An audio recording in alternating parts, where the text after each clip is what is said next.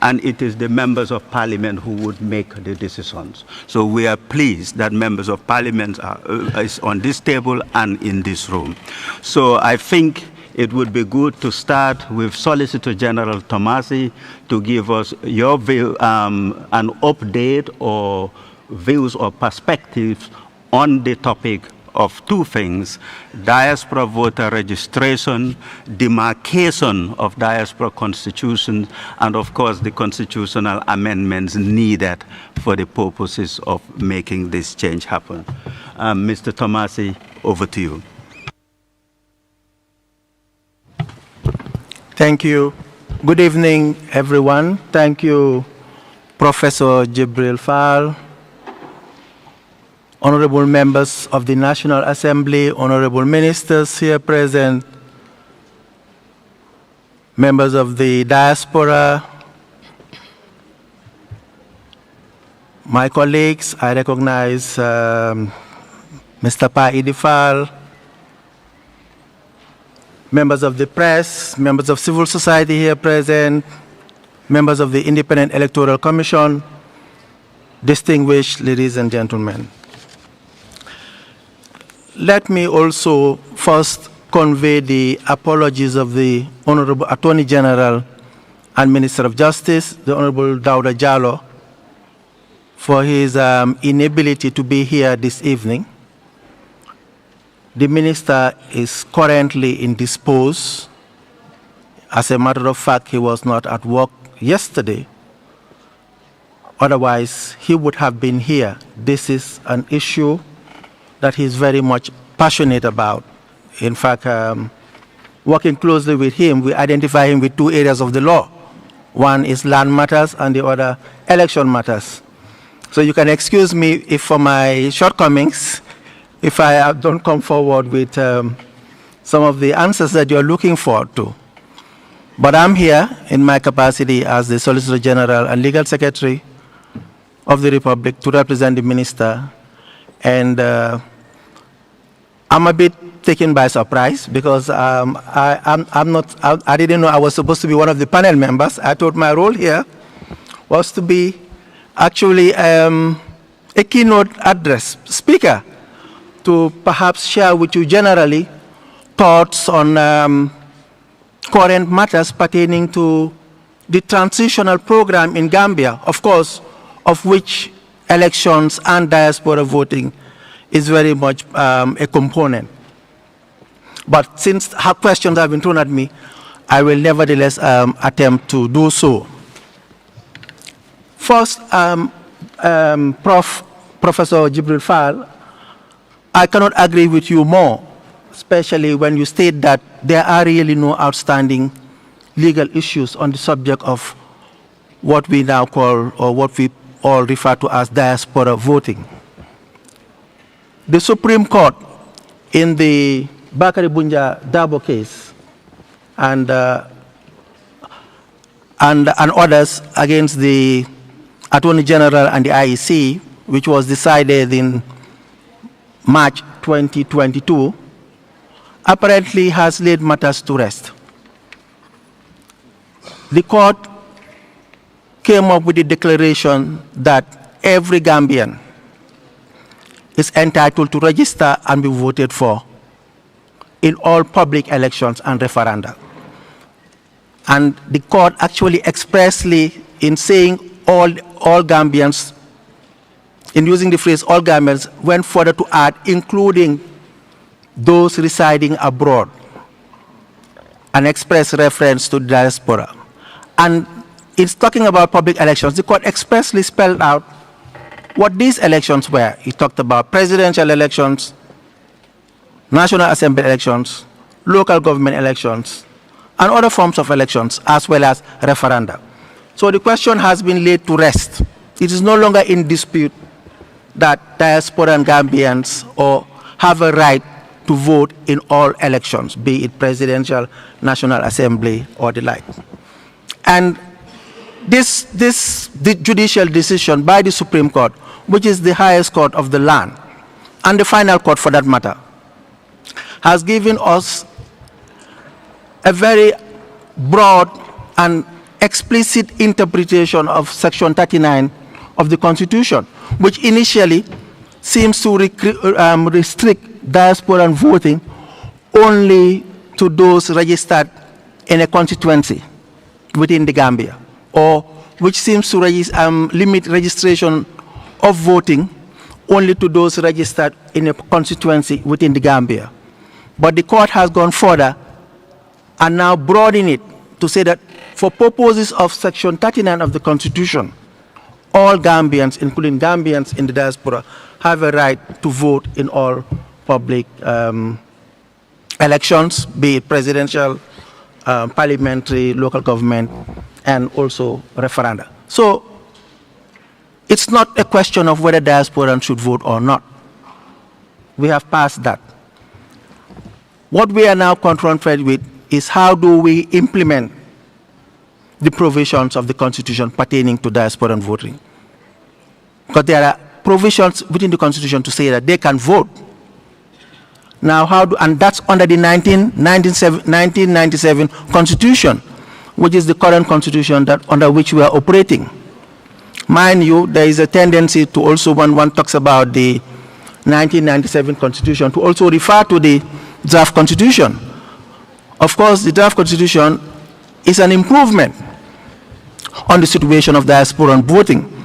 But then, that's a topic for another day. We may even have to look at the draft Constitution now in the light of the decision in the Bakary Bunja Dabo case, because the draft Constitution seems to talk about only progressive realization of the right, when actually the Bakary Bunja Dabo case actually talks about all.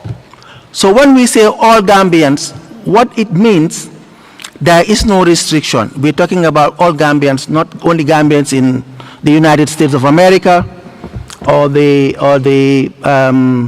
United Kingdom. This is all Gambians in the diaspora. So what we now have to do as a government is to work on the implementation of the decision of the Supreme Court pertaining to diasporan voting. This is where we are. Of course, there are practical realities that as a government we have to face, and as a people we have to face. How do we register all Gambians abroad for purposes of participation in all the elections, all public elections, and as well as in a referendum? How do we do it? Do we as a country have the capability? These are questions that we have to ask ourselves. How do we address this issue? Where do we get the resources to do so? But then the fact that we don't have the resources cannot be an excuse for not performing your legal rights, or not for not giving your citizens their legal rights.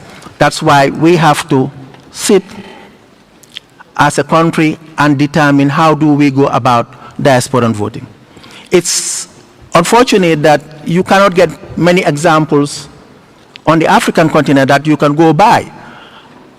We have seen diasporan voting in some of the Francophone countries, but countries that are aligned to our common law system or similar structures of governance that have similar structures of governance with us, you don't really are still confronted with this challenge. The Ghanaian government, which has been talking about, or Ghanaians who have been talking about diasporan voting for as long as perhaps 2 decades now, have not been able to realize it, notwithstanding that they even have diasporan policy and have consistent and a more structured arrangement with the diasporan community, but they still have not been able to achieve diasporan voting. So for us, it's not really a legal issue in the sense that we now have, the legal issues have now been settled. It's a question of how do we practically realize getting diasporans to vote. That is, for me, that is the issue. I know at some point before the presidential election, certainly diasporans wanted to vote. Mind you, the judicial decision in the Bakary Dabo case came in before the presidential elections. So there was a missed opportunity. We didn't give them the due right, or their due rights to participate in the presidential elections. But then, how were we to do it? IEC, I must say, I must give them credit, work on some aspects of this issue to see how they can get their rights realized. IEC came up with guidelines, but then the guidelines were perhaps what we considered they needed more time for elaboration and debate, and as well as for a conclusion to be reached on them, because the determination was to be made as to where do you go to register the diasporan community. Do you go to America? Do you go to the UK? Do you go to Angola? Do you go to Saudi Arabia? Do you go to Senegal? Do you go to Morocco? Where do you go? Where do you start? And where can you start without being accused of discrimination? So it needed more time, more thought. And this is where we are still. We still need time and thought so that we can have a full realization of diasporan rights. I think I can just stop there, but linked to the whole issue, Prof, I guess also is the issue of dual nationality for diasporans, especially in terms of contesting, because for presidential, National Assembly elections and other forms of elections. Because it's not only giving you the right or registering you and giving you the right to vote, but you also have a right to be voted for. And most members of the diaspora, most members in the diaspora community we know are very passionate about dual citizenship. And they believe that the continuous retention of dual citizenship under our laws, it's a bit oppressive and unfair.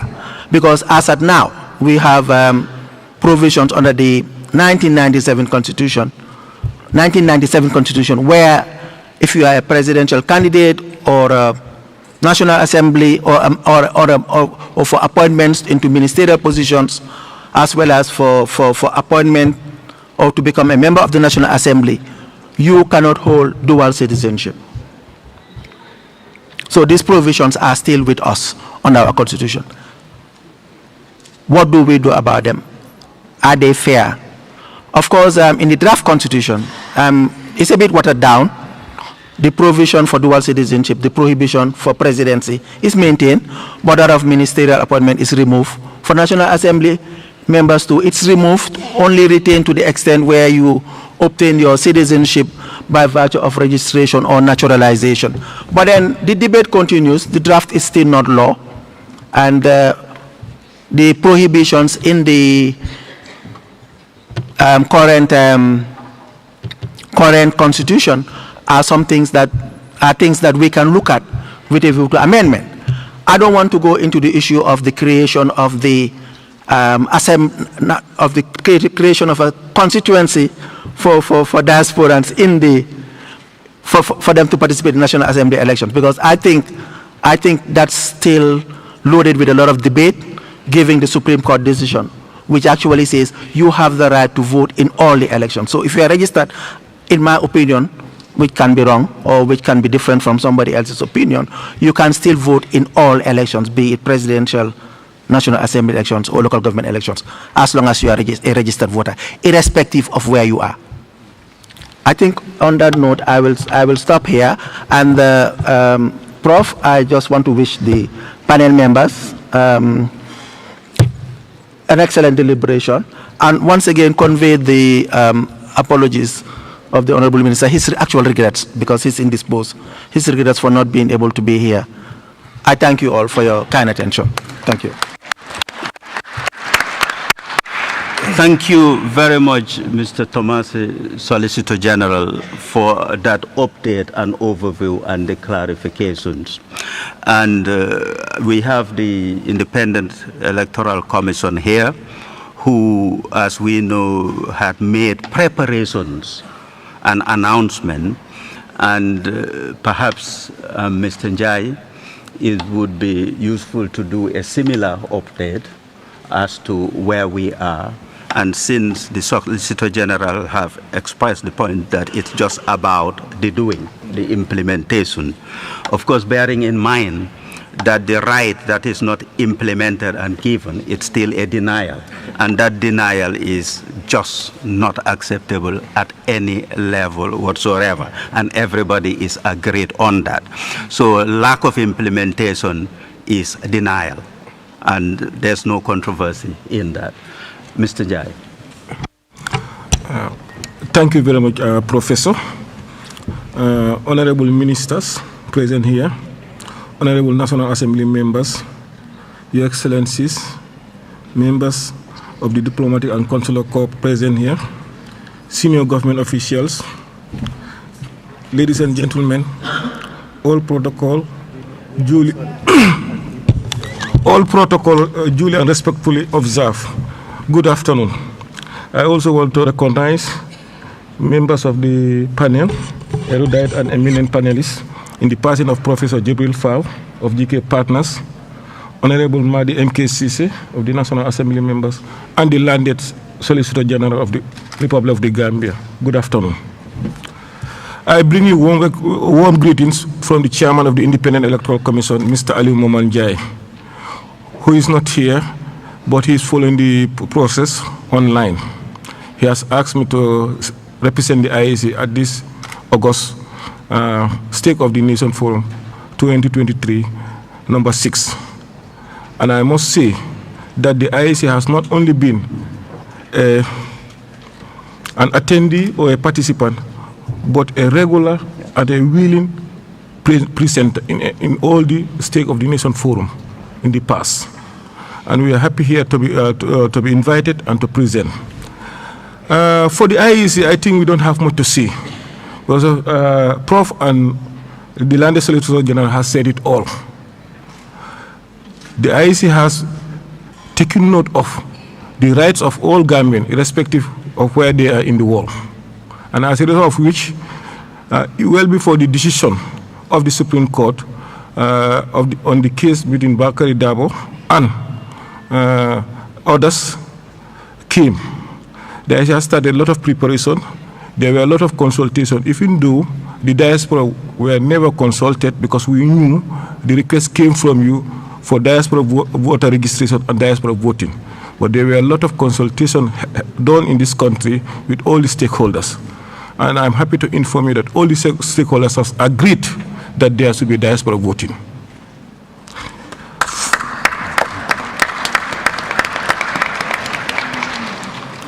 Furthermore, the IEC went ahead after the consultation and made some proposals in the form of guidelines that the Landed Solicitor General has highlighted in his presentation and placed before the relevant authorities for further action.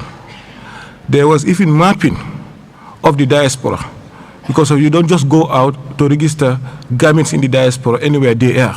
And let me just state these things here and now. The IEC cannot register each and every diaspora wherever they are. That is practically impossible. And it has never happened with any electoral commission around the world.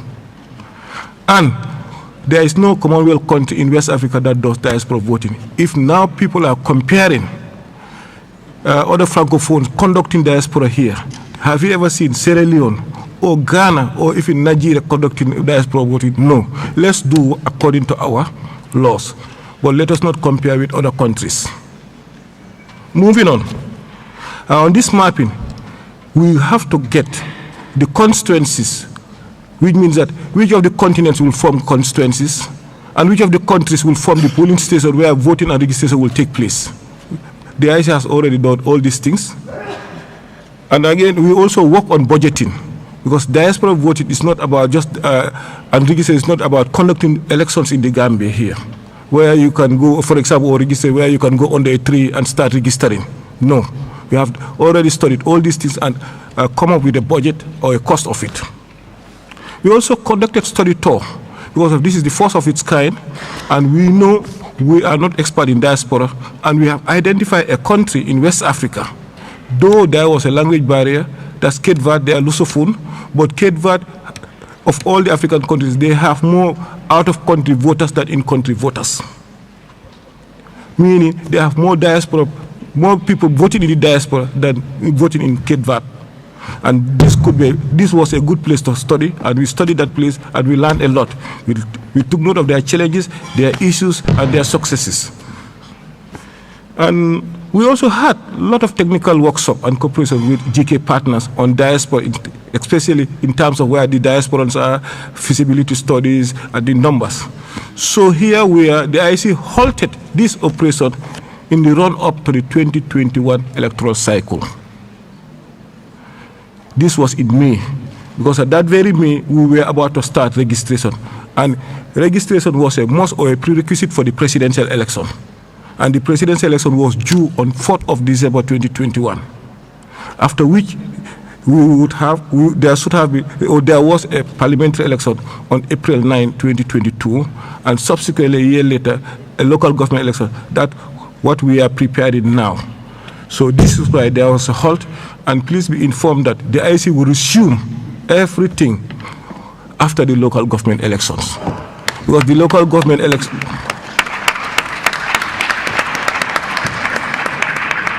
The local government election has been scheduled, gazetted, and programmed.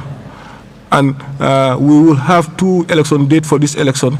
April will be the councillors' elections, and May will be the chairpersons and mayor's election. After which, we will go back to the drawing board and work with all the relevant stakeholders, such as the relevant authorities, on the legal issues, which is no longer an issue. Or perhaps we need some more further explanation or clarification, because the judgment or the ruling that came say in all elections there is a challenge. Would the diaspora vote in by-elections? Would the diaspora vote in what election? We need clarification on that. We have to study all those things. We are happy that there was a ruling, but the ruling is just not attainable per se, practically. So I think we will have to work together, like the Honorable Solicitor General said. We have to come together and look at these things, unpack it very well, because the judgment is very well packed. And as an election expert, I have never seen anywhere where diaspora vote in what election or by election. Moving on. We also work with the authorities, like I said, for the legal issues, the financial issues, because diaspora voting is not like national election. When we do our analysis, if you have to spend $20 on a Gambian to vote in the Gambia, and a Gambian to vote even in Senegal, it's just like you spend over $100 for a Gambian, but that is not the issue. It's a right, it's a right. But money must be available for it to be done. And as well, logistics, because we all know traveling around the world involves a lot of logistics in terms of visa, air travel, and even places where you do it. Like I said earlier, here you can go on the tree and register, you can go and take a school, but in other parts of the world, in some places, even to get a hall is an issue. But we will work with the with the relevant ministries on this. Furthermore, we will work also with the political parties as we move along, because they are primary stakeholders in the electoral process. Without their ownership, the electoral process will not be accepted. This is why I'm happy when I saw some of them here. We will also work with the media for publication and publicity, so that everybody will be on board to know what we are doing, when are we doing it, and who are we doing it for. And the development partners for support, because it will be just too much just on the national resources. And again, we will also inject the Diaspora Association. We are aware there are a lot of Diaspora Associations that can lend a hand or offer some assistance. So, in a nutshell, what we are trying to say here is we are coming back. We will continue the good work that we've been doing with all the partners, and this can only happen after the local government elections. On that note, for people to say you are not Gambians, I would say you are all Gambians.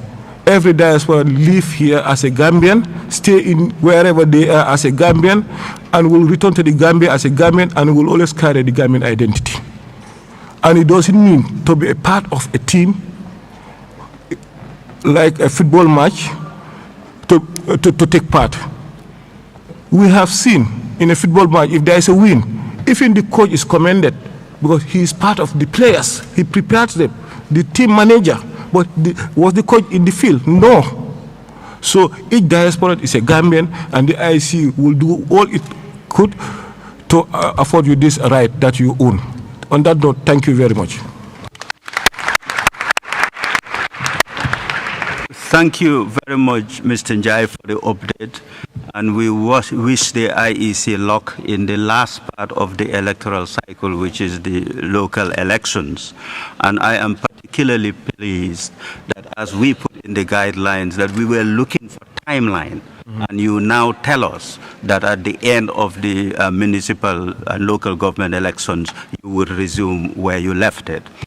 with the Honorable Member of Parliament. In your responses, Mr. Cisse, we would be pleased if you can address the one matter that is still a legal issue. That is for the diaspora representation, if you have dual citizens, if you are barred from serving in the National Assembly, and there's a constitutional amendment suggested to lift that bar. So in your observations, if you can please address that as well. Over to you, Honorable Cisse. Thank you very much, Professor Fall.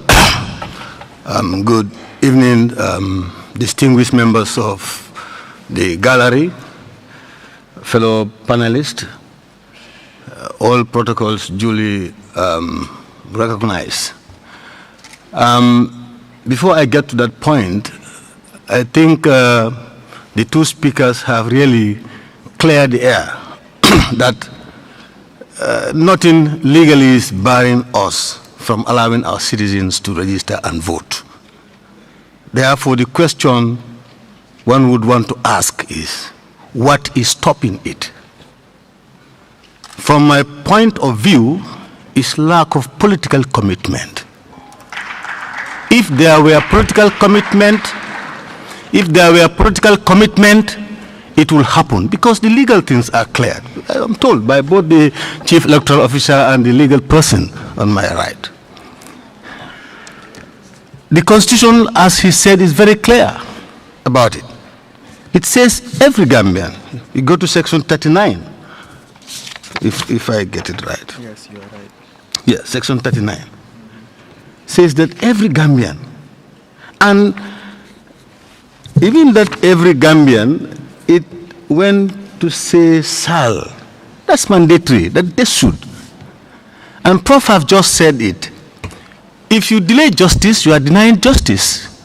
If our law, the supreme law of this land, the Constitution says every Gambian, it never said where they are. Whether you are in UK, whether you are in wherever.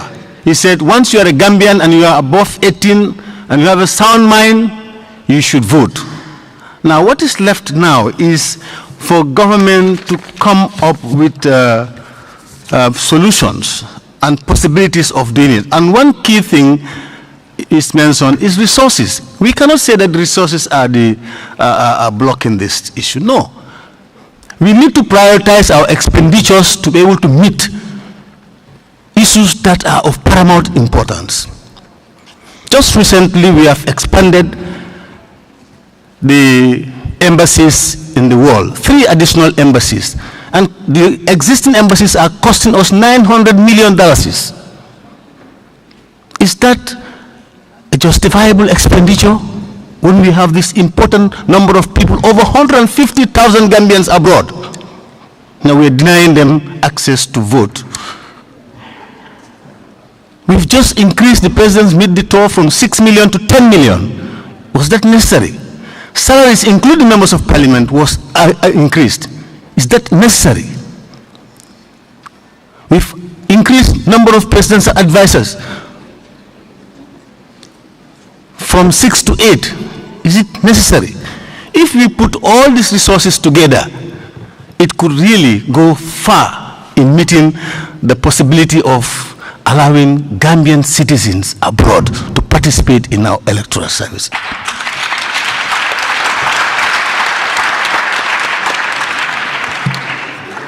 Honorable Moderator, the Constitution is man-made.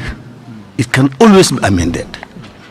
So the Parliament will be more than willing to amend. I don't see any member of Parliament that will block anything, that will block any amendment that will stop Gambians abroad to vote. So these amendments need to be brought forward. And mostly, most of those are government bills. It's come from the Minister of Justice. Let them come with the amendments and we amend them so that we can allow our Gambians to vote. So that should not be an obstacle. It cannot. And to say that Commonwealth countries, nobody, or Anglophones, nobody, were doing what we are calling for. Is it bad for the Gambia to take force? Is it bad? No, it's not bad. If they are not doing, let us take force in it. Let us take force in it. So I really don't believe that. I think what we should do now is for both players to throw in their towels in the arena and make sure that this thing happens. And it can happen by that way. What I have for, we have what is called the election bill. That is before us. And in fact, it's before my committee. This bill, Monday on the 17th, we would start to work out our activities, and this is going to be top on our priorities. We're going to deal with it. And that is why, because if you look at this bill, it's very progressive. You look at clause 14, talks about registration of Gambians living abroad in this bill. And it went further to say that the Commission shall, that is IEC, shall register a Gambian living outside the Gambia as a voter if he or she satisfies the requirement for registration prescribed under this Act. And subsection 2 of this clause says, the Commission shall, in consultation with the Inter-Party Committee and Cabinet, prescribe detailed rules for registration and voting of Gambians living outside the Gambia to vote in the presidential elections, referenda, or any other elections as determined by the Constitution or any other law. And 3 goes to say that the rules made by this Commission under subsection 2 shall specify the criteria for selection of foreign countries where elections are to be conducted, just to allay the fear of the Chief Electoral Officer. So this has to be in consultation. So that because he's right, he's very right, you cannot register everybody in every country outside this country. That is practically impossible. That is why this rule, if this bill is passed and become a law, it will ease that problem. Mr. Moderator, to just conclude, this is what I said could be kind of a timeline to some of these things. That is to say, quickly, okay. That is to say, constitutional amendments can be done in the 3rd quarter of this year, that is June, and should include the enactment of this electoral bill. So if it is off our way, it will make things easy. And 2, demarcation of constituencies should be in the 1st quarter of 2024, and registration should be done in 2025 before the elections. Thank you. Thank you very much, Honorable Cisse. 2 observations and a little bit of update in terms of timing where we are with the rest of the program. One, the elections bill, Honorable Cisse, we're pleased to say that the diaspora, because this started as the elections bill 2020, yes, and the diaspora did have the opportunity to participate fully and made such many suggestions to the changes and took part in even some of the consultations, different parts of the country, and live streamed the events, the parliamentary inquiries, and gave evidence. So we are very pleased, and thanks for giving us the timeline as to when it's opening again. We'll make sure MSDG facilitates for the participation. I would also want to put on the record that the Honorable Attorney General and Minister of Justice last year made a clear declaration that he is ready and willing to convene the kickstart of the discussion, and that commitment has not changed. So all of us, in a way, we are waiting for this election cycle thing. And now it's done. We've heard from IEC, we've heard from Parliament. And it is true, I am sorry, it's a little bit unfair to put you on a panel as a panelist when you thought you were coming as a keynote speaker. But I don't see that you've been any the worse for it. No. Thank you so much. Now, now the timing is, it is now 4 minutes after 6. The rest of what we have today is that our distinguished diaspora keynote speaker will have the opportunity to come back and give a 5-minute reflection, having sat here and listened to the discussions. Then some of you who were here for SNF 5 would remember the poetry performances and of Lala Toure and Omar Cham. Omar Cham indeed was commissioned by MSDG to produce a new piece, which he performed for the first time last year, to much delight, that if my memory serves me well.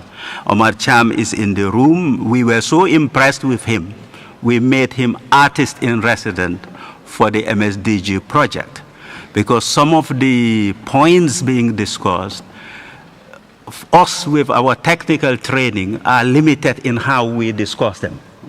The artists have a way of reaching the parts that we can't. So we do have a little bit of, and of course, we would still want to rise by 6:30 so that the coffee and the refreshment that's out there would be consumed most eagerly by the Jangs and the Jans of this world. So now we have a bit of time perhaps to take 3 or 4 questions or comments from the floor to our distinguished panelists.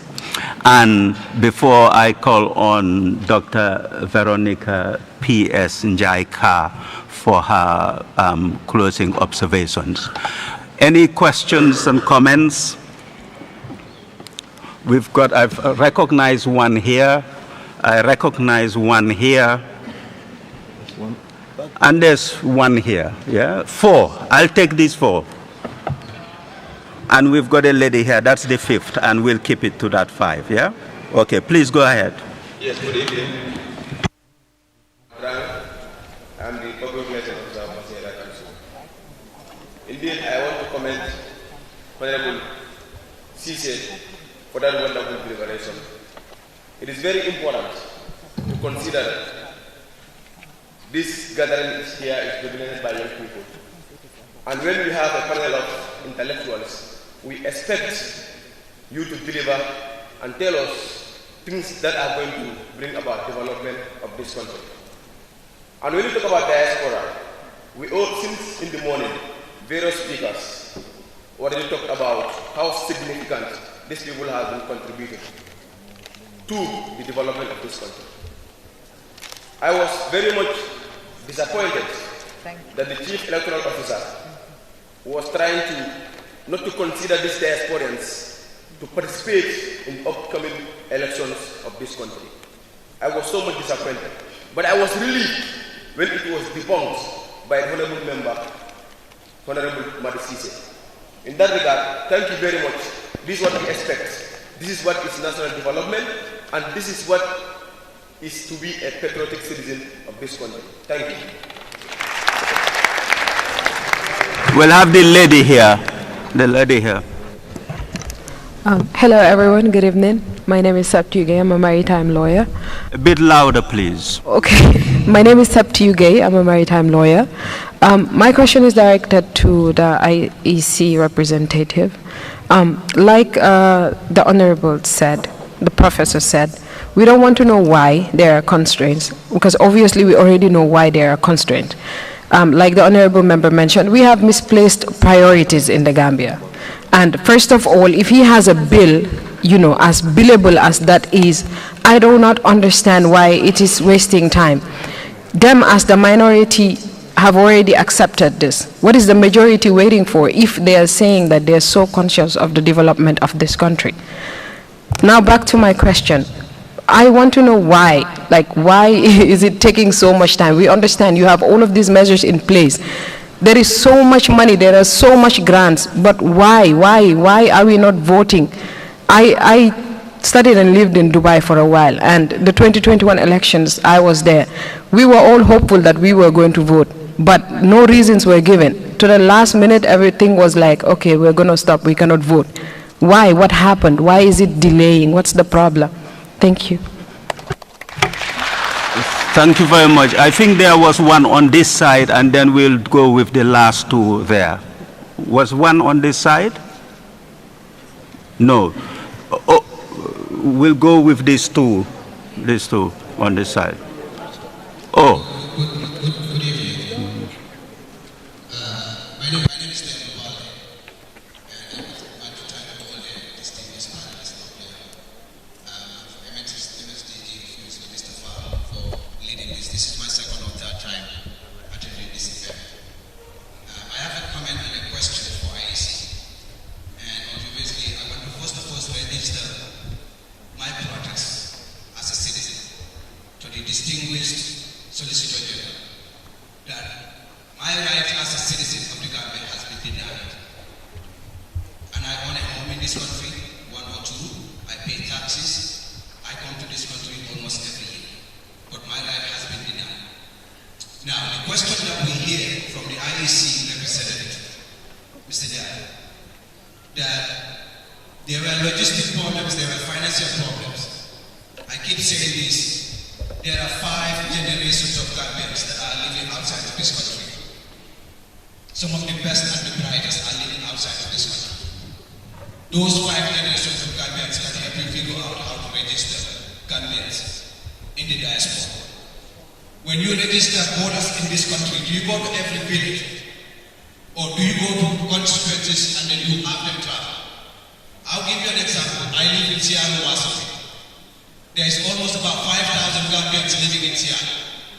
Anybody living 2 to 3 hours away from Seattle can fly or can drive to Seattle and be registered in Seattle.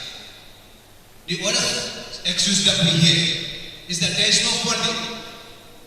Listen, we as Gambians in the diaspora are willing to fund our right to vote in the diaspora. Listen, we funded the presidential elections where we paid for the president's party. The diaspora funded it. And I can guarantee that the MSDG is willing to put their resources in to finance a project to register the Gambians. Listen, the diaspora is fund the political parties to operate in this country. We fund this economy. 65% of our contribution work in this economy. Thank you. It is an assumption from the legislation, from our leaders. There is no political will, and there is no will to grant us what we need. Thank you. When you need us, you come to us. When you don't need us, you don't want us. We're willing to finance our own right to vote. Thank you very much, sir.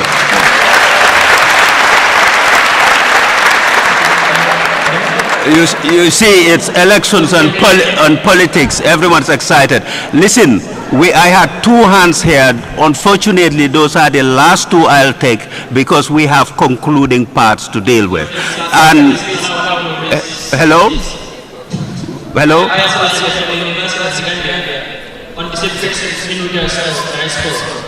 My question is, why are there restrictions to cater for the diaspora to vote in the elections? And then we know that there's a parliamentary process. If those people aren't given those rights for them to vote, what are we the citizens here who know that we are contributing, or who know that we are limited, our contribution is very limited? What do you expect from us? Okay. Most of us, there is worldwide talk conducted on consulting these diaspora on some of the issues that they are facing, or let me say it's by the surface they are facing. I believe those issues, or their expressions are combated in the movement who have been made process. Okay, thank you. Please. Listen, and also the microphone users, please take direction from me. Yeah? Okay, we'll hear the gentleman here and we'll hear the last one here. Yeah? Thank you, Mr. Chairman. I stepped out for a while, so I'm not sure whether my concern had been treated in my absence, but nevertheless, I will still go ahead and seek my clarification. I would like to draw the attention of the Honorable Member of the National Assembly, Honorable Madi Sise. Honorable Madi, I want to seek clarification from you. in your presentation, something is a problem. You can use the microphone on the desk.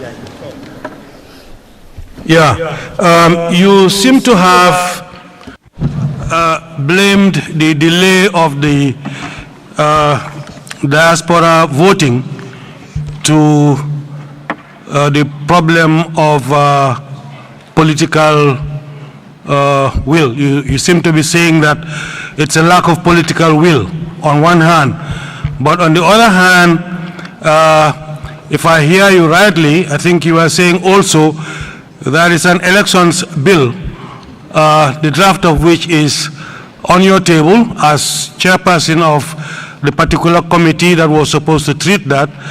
And if I understand you well, the process of elections in general, particularly in the aspect of it that covers the voting of the diaspora citizens, is included or is in that particular document. So, I mean, where is the problem now? Is it a problem of the political will of the government, or is it a problem of the delay of the elections bill, which is presently in the National Assembly on your table to be discussed and approved? I am trying to seek that clarification. Thank you very much. And of course, I apologize to all of the people who want to speak and who won't be able to. Sorry, just for time. We'll have the last comment there. And kindly, Mr. Tal, if you can keep it to 1.5 minutes at most.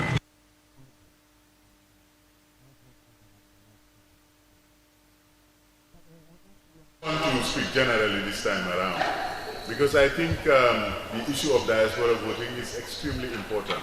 But our last discussion alluded to it. Your biodata, whether you are in Seattle or you are in Timbuktu, it doesn't change. And to be a Gambian in good standing, at least you have a passport to take you wherever you want to go and live. So that data is already in country. So the question really is, how are we going to use the tools that the 21st century has provided for us to be able to jump over some of these gulfs? I think the IEC as an institution really needs a fundamental audit, because the task of transformation is not to try and sketch the problems. The reason why we want diaspora to vote is because there was a dictatorship that refused diaspora to vote, because they knew that if the diaspora voted, he was going out. So really, the IEC and all the institutions, including the State Law Office, must be living in the 21st century and must recruit technology to solve some of our problems. This is the age of big data. You have a lot of data. All Gambians carry Gambian passport. And that data is there, and it has integrity, because if you want to renew your passport, you will come back and the Gambia government will give you the same number. We all have those numbers. So really, the way we vote in the Gambia, diaspora is not going to be able to vote that way. This talk about spending money on it, all of this is nonsense, is rubbish, because the institutions that are charged with transforming this country have no idea how to bring about change. So really, we have to be serious, and we have to take our institutions to task, because this talk keeps on going and going. Especially the people who are having the responsibility to change the condition, to change the laws. Every time you talk to them, they try to tell you cock and bull stories. This needs to stop in the Gambia. Every time we come and sit here and talk, we talk as if we are living in the other cities. Having this basic data is very easy for you to be able to call somebody in America, because you have a number. Okay, thank you. And these numbers that the whole world is working on. Please, let us move to the 21st century. Thank you very much. Distinguished panel, I'm going to give you 1.5 minutes each. No, mine will be more than that. Okay, mine will be more it's than okay. That. So we'll start with the distinguished Solicitor General. We'll come to the honorable member, and then we'll finish with you. Thank you, Prof. I'll be very brief. I just want to assure this noble gathering that the government is committed to electoral reform, is committed to diaspora voting.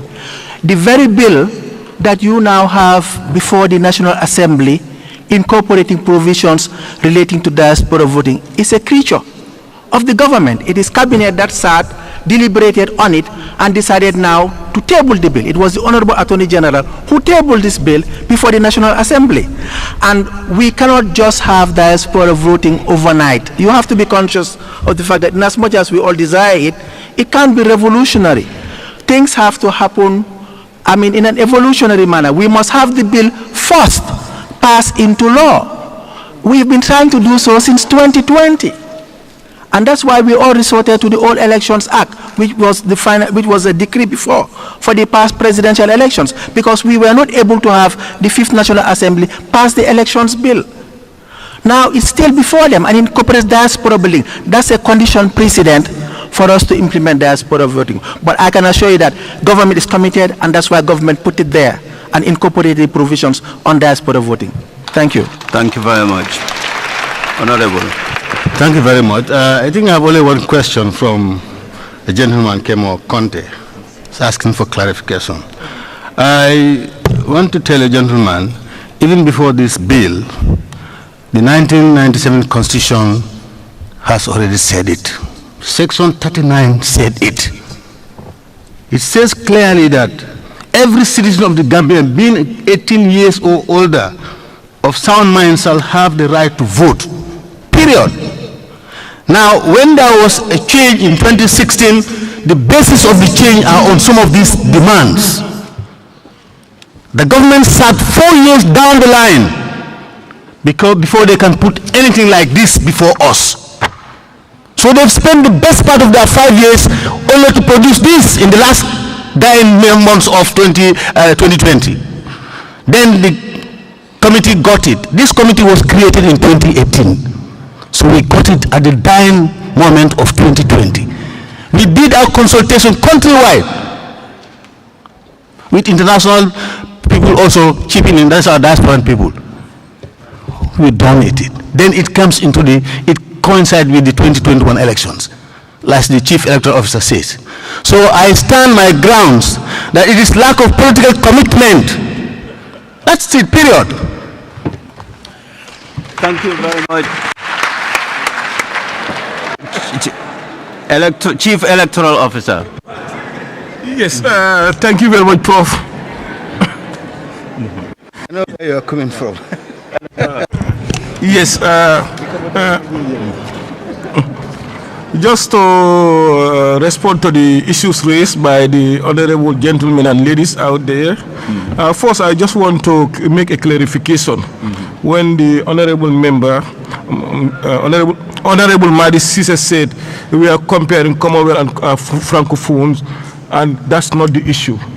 What I was trying to do is, I was saying people are referring that elections of other countries are held here, like Guinea, Senegal, and we don't conduct elections of Gambians outside.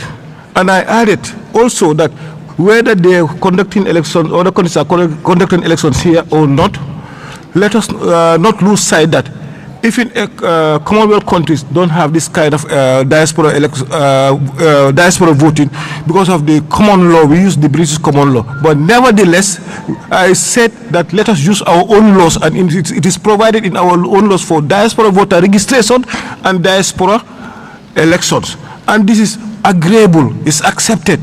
There is no dispute in that. It was just a comparison that people say, if in Senegal they vote here, we cannot vote. But look at the election laws of Senegal. If it is provided there, we should do it. Let them do it. If it's provided here, let us also do it. I have no problem with that. But I mean, I am not using that to deny the diaspora voting. I am not the authority. I don't have that authority. I don't have that power. I am just a staff of the IEC. You understand? Moving on.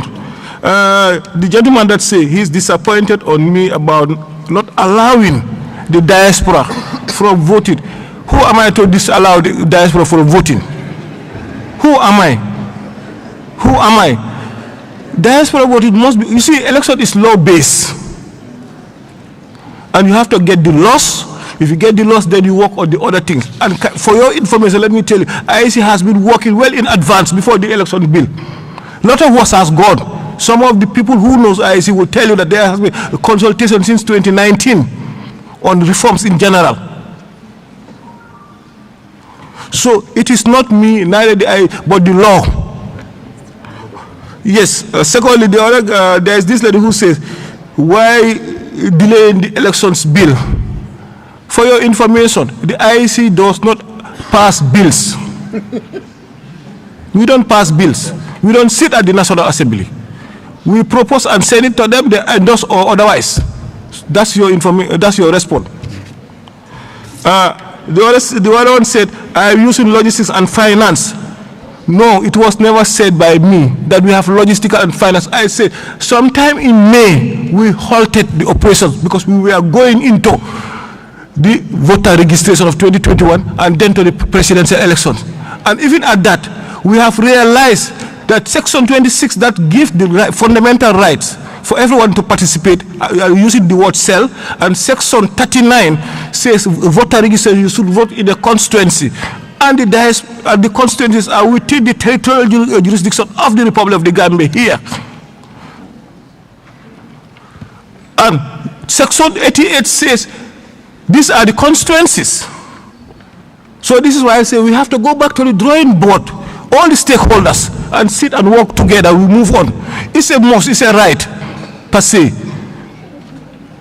So I did not say it. That logistics, no. I did not say finance, no.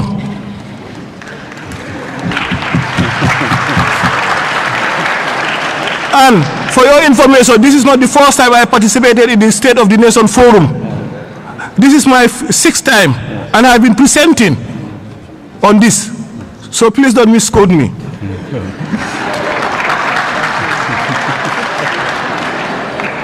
Yes, the IC acknowledge and take note of technological evolution. And in this day and time, you cannot do without technology. And any form of registration we are going to use, all the stakeholders must be involved, and it will be something that is going to be based on law. We know of that. But I also take offense of certain words, nonsense and rubbish. I think we should exercise. No, we are all matured men. No, we will not accept that. I did not use any word, I did not insult any word. I mean, let us exercise decorum. You see, when people are talking, let's control our emotions.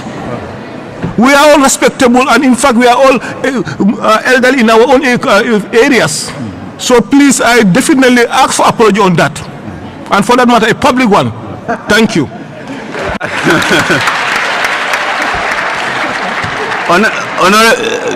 Gentlemen,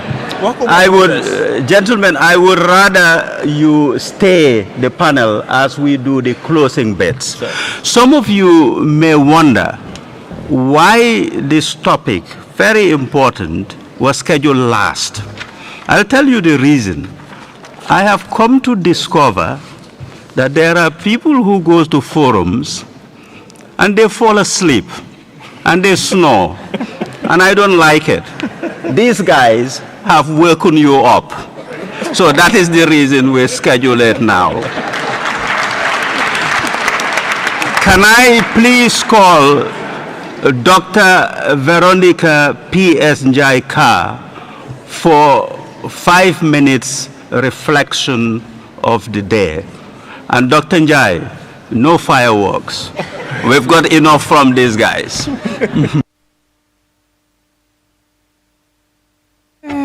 Thank you. Rich discussions indeed.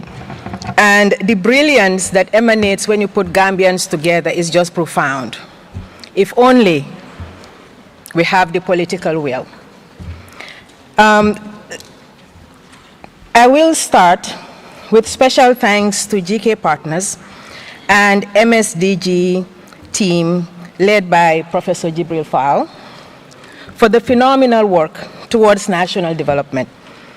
Professor Fall, indeed, through your commitment and dedicated work, it was possible for you to assemble members of the diaspora, stakeholders, and importantly, government officials to deliberate on national development matters. We thank you for your efforts.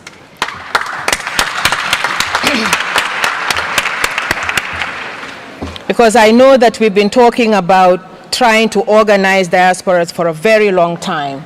So you've really made strides with these forums, and we thank you. Many thanks to the organizers for their hard work, the moderators, speakers, and all attendees who've taken the time to participate in this important forum. Of course, we started with Gambian time.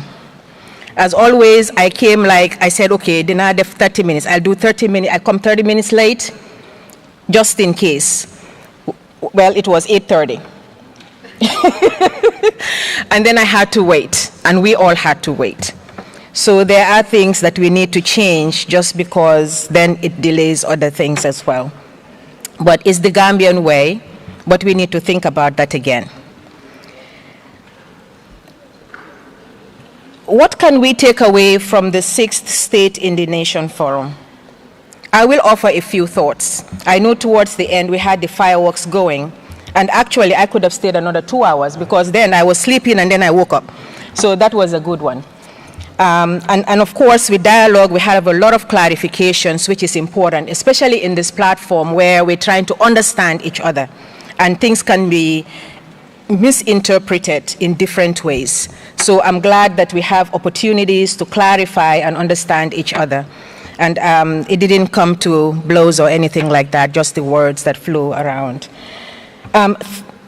We've known for years the diaspora remittances have been substantive and continues to increase to whopping, as we've heard, over $712 million.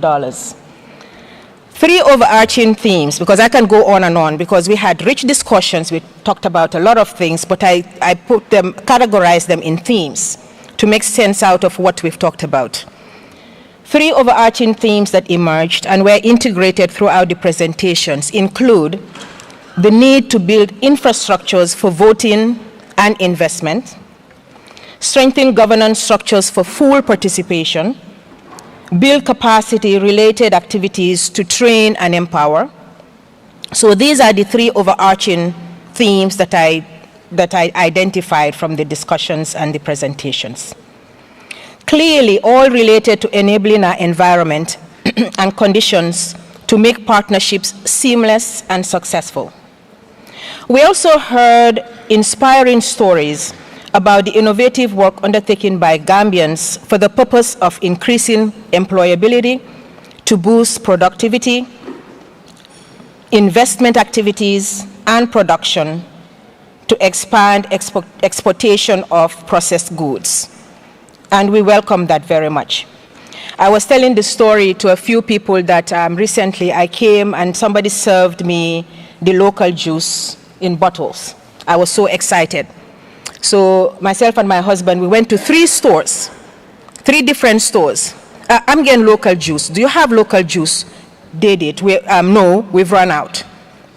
Then Jehal. Then you look at their shelves, and they have imported, overflowing. So the question is why? So we need to think about that. Are we supporting our own, first of all? We also need to think about the fact that it takes more to produce those, right? So it can be expensive.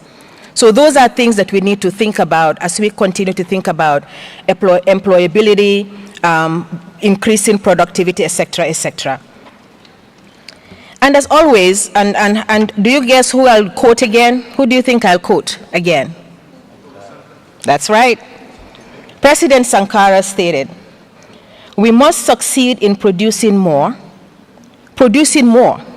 because it is natural that he who feeds you also imposes his will." So it is important to think about that. When we get all these aids coming in and we're all excited and happy, oh, they've given us such and such and such, what do they want from us? Have we asked?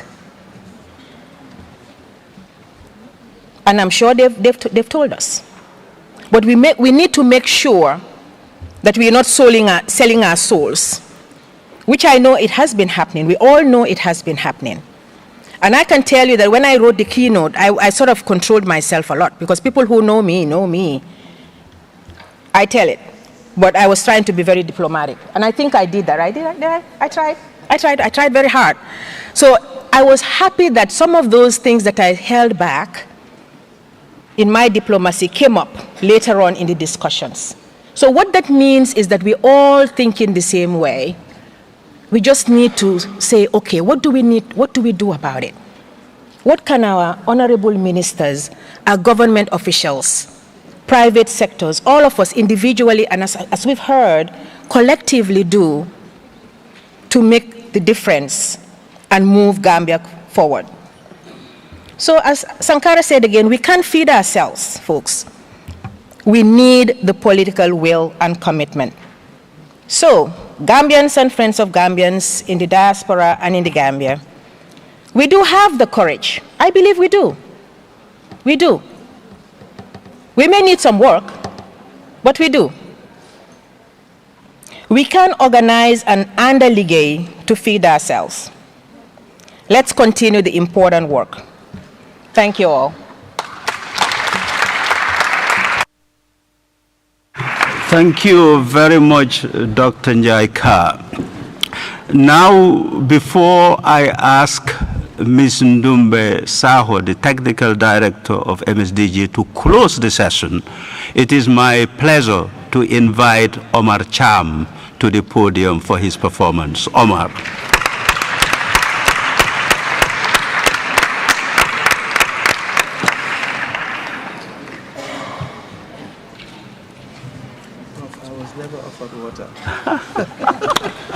Forgive me. I'll have to buy you two. Ka amna de dama jël làkka yi boole ngir jël xoli firi jola bi topp ne e ñaap ba caara bu réeri ma jox ko e kangule mu dóor mu ne ma imité kat yi pol bi topp ne ma jonnam pizza mi falaka laciri. Before I greet, let me say the last session was fun. Honestly, and I kind of felt like the representative of the government was invited to the National Assembly and the honorable member. And of course, the colleagues there were delivering alongside. My favorite part was the question and answer session. Like I said last year, it was lit. And you love to see this form of energy. We love to see this form of accountability.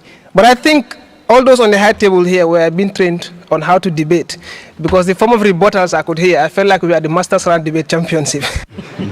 So we enjoyed it. Yes, so I have two performances to do as usual.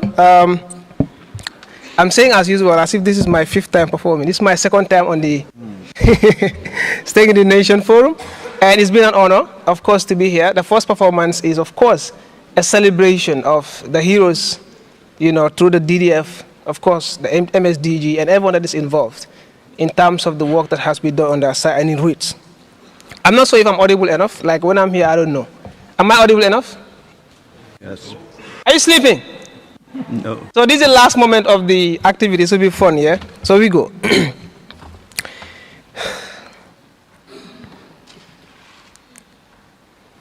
Tok len bu jak ibi bunti xoli sargal len lay tambale ngir wane yoni xewal yin xali ngop ay alal di battere mu andak yokkute ñu jarale ko ci kolare gëna njaxlaf xale bu pare ñu jël alal boole dajale sédale ngir ci dëkk leen pare jàppale kon dañ leen bëgg yokkal doole li ngeen di ñafé ndax ñun loolu moo ñu gënal addu kalpe. The Diaspora Development Fund, the new flight to our new and desired destination, the redeemer of our dreams, the feeder of our vision, the rescuer of our goals, the implementer of our mission, the release of our thoughts, the deliverer of our aspiration. 75,000 euros, our financial seed, used to transform and change into 710,000 euros, our financial fruits. Super nice, super sweet, super juicy, super yummy, creating impact among millions of lives in caste or kind. For the Bantala Bankoto for Jambang, Nkabela combined. The diaspora. Alia lonne na banku dokuo, a konto buka banno. Na koridio kabin COVID-19 for sign, na yiruwa bunda buka soronno. Then call me Sally Fatsrod. Because I built Kidney Foundation to ensure that our health system is not hurt. Call me Ami Jaju. I save the lives of babies ngir wàññi liir yuy gaañu. Call me Amadou Seka. I promote entrepreneurship and employment ngir seen yi fi métier gën a jekka. Call me Mohammed Tamsir Cham. I install skills in the lives of the students ngir ñu mën a pass seen exam. Call me Mam Yasin Sarr. Because I create the opportunity to digitalize the education system ngir seen jànga and ëllëg gën a am taar. Call me Ndey Jobate. I inform you of vacancies ngir gën a yombal seen am métier. Call me Satang Nabane. I create more access to legal materials ngir gën a wàññi nappaate. But call me Mbake Kamara. I grant you university scholarships for Al-Salah Sama Mara. Call me Lamin Marong. I give the opportunity to create a National Assembly TV to keep you with proceedings all year long. But call me any other name of the rest of the fellows. Ndax sin xel day nacha, sin xam-xam macha, ñu bari man-man ak feroz. But call me Omar Champion Cham. Because I bring you all this necessary information at ease. Doo si torox, doo si daw, doo si raam. But call me Prof. Jibril Fall. I transform problems to solutions. Manam, tal bu yalla tal. Then call me the MSDG. Very good. Then call me the MSDG, the powerhouse, the change maker, the most proudest of entities. We change lives and create impact. We are the background on every WhatsApp DP. We form the biggest news and headlines on every radio and TV, from GRTS, Eyeafrica to QTV, from RFE to BBC. But I know you understand we create impact in the society. And I know that you want to know more. And you know you want to know more. But to get more, just Google me. I promise you will see me. Or alternatively, visit our office in Bruceby. We'll welcome you comfortably, serve you nice coffee or tea, and take you through this life-changing journey in the new year 2023.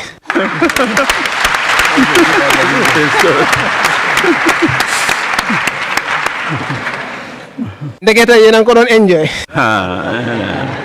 This boy is teasing me.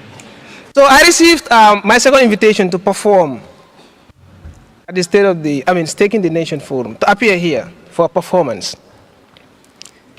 Ndekete, I could only say yes. Because to me, saying no is a turn off. I did not understand if I was going to do it for the memories or the remembrance. Ndekete hamnane luma fi munti def, you'll enjoy this runoff. And I was like, even if I'm going to give a serious performance, I must grant a little bit of ambience. Ndekete yen kulen relo sax mo len gënal. So you will understand this whole of. I know some of you might think I wrote and masters this. For instance, ndekete li freestyle sax sort of. Ndekete suma fay bolé chahan dama nan xalé bu ma tandat. So I'll go to my last performance. Honestly, I cannot keep this. Like Prof. Jibril Fall inspires me a lot. You know, Prof keep changing lives, keep polishing our minds, and he inspires us with wisdom, with knowledge, with skills, and with humor. That's a wonderful combination. Like that is a mahal wisdom. if I could put it.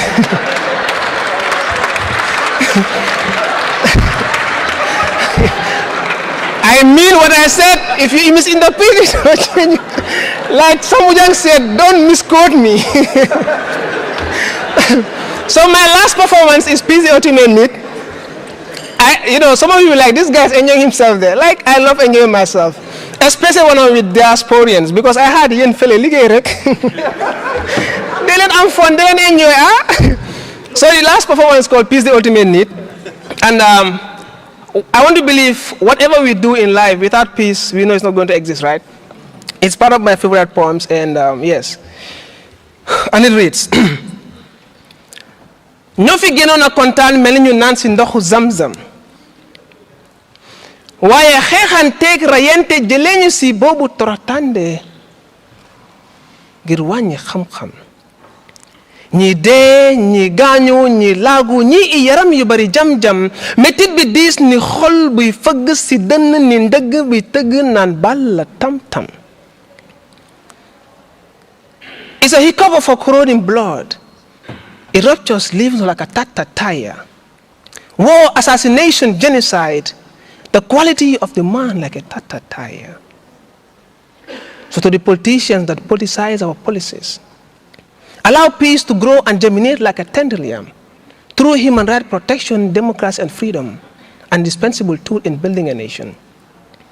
To the economies that economize our economy, buy us peace in the excess of guns and bombs, through employment creation, industrialization, and economic standardization, a discrete machinery in building a nation.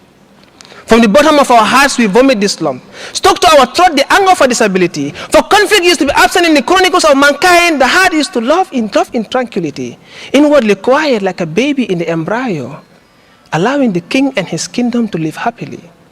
But unripe hope, greed, and hatred, the appeals of the heart drove us to acquire blindly. In the middle of harmony, where we developed progressively, man's inner instinct stole our peace forcefully. We cried bitterly, appeared disgracefully depressed like a lady that abruptly lost her virginity.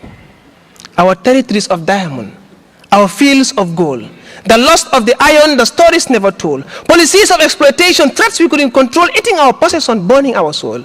We hit the heart of the lion, for we were not bold, afraid of the weapon, the barrel of the gun. In our hunt for diamond, we did the undone, killing a fellow blood, a dismantling of our home. The sound of the trumpet blew our lives like dust, like bent broomsticks breaking every trust. Kingdom against kingdom, race against race, nation against nation, faith against faith. But where will man reside if peace we cannot ignite? Despite the poetic verses we recite, we could only give a recipe for peace without a fight. So for a collective delight, we must unite, clear fright and pride, stop the bribe and do what is right. Bridge the gap between the black and the white. If such recipe we ignite, abide by, aside, beside, inside and outside, in peace we will forever reside. Thank you.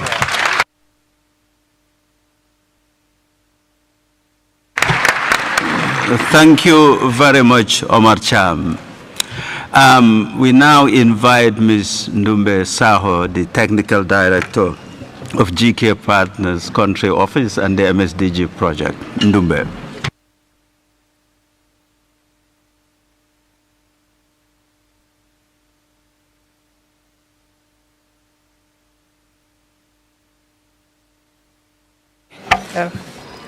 As we come to the end of this 6th Stake in the Nation Forum, we would like to register our profound appreciation and thanks to the President of the Republic of the Gambia, His Excellency Adama Barrow, who is ably represented by the Honorable Minister of Trade, Mr. Babukar Diouf. We thank the Honorable Ministers, Chief of Staff, the Secretary General and Head of the Civil Service, Ambassador of Switzerland to the Gambia, Member of the Diplomatic and Consular Corps, Governor of Central Bank of the Gambia, Dr. Veronica Njai-Carr, the Diaspora keynote speaker, service chiefs, and member of the National Assembly, governors and mayors present, Minister of Foreign Affairs and Gambian Diaspora Migration Directorate, member of the Gambia Diaspora, religious and communities leaders, MSDG Advisory Board members, moderators, keynote speakers, and panelists, protocol officers and authors, the Gambia Police Band. Special thanks also to the participants from diverse professional backgrounds present. We also use the opportunity to thank OIC Conference Center, management and staff, GK partners and MSDG project, member of the media fraternity, distinguished ladies and gentlemen here present. We thank all of you for gracing the occasion and for continued collaboration and partnership to enhance diaspora participation to national development. I declare SNF 6. I look forward to the 7th Stake in the Nation Forum, slated 13th January 2024. I now declare SNF 6 closed. We thank you all and wish you a happy new year. Thank you.